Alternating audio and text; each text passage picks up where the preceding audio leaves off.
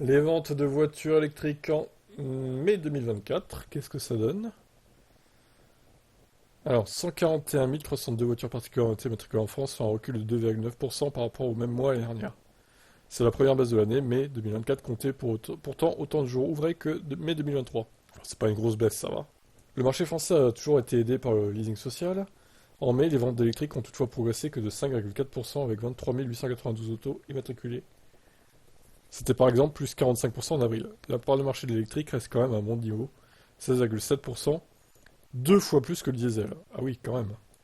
Deux fois plus, quoi.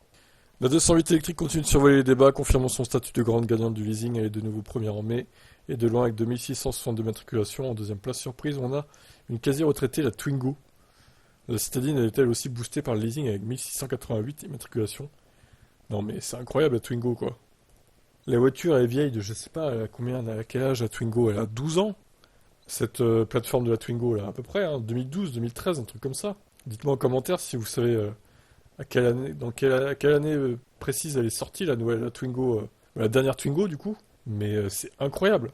Comme quoi, hein, tu leur proposes une voiture pas chère, bah les gens ils sautent dessus en fait. Peu importe l'âge de la voiture, hein.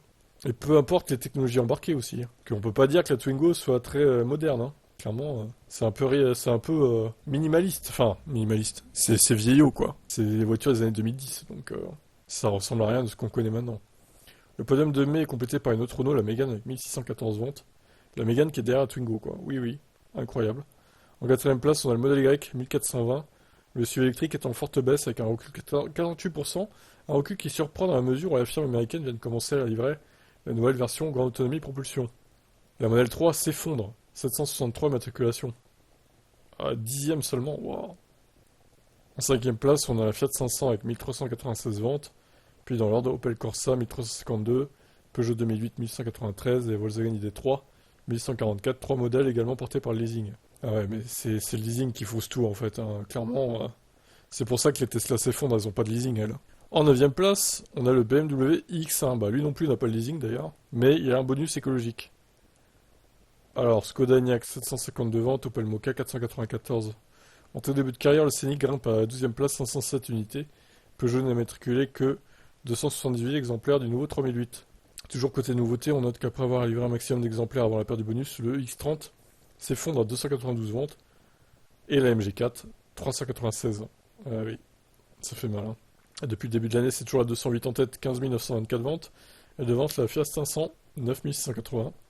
Modèle Y, 9361. La Mégane, 8099. Et la Twingo, 7462. Non mais la Twingo, incroyable quoi. J'en reviens pas. Ils ont réussi leur coup chez Renault à la relancer grâce au leasing social quoi. Bref, votre avis là-dessus?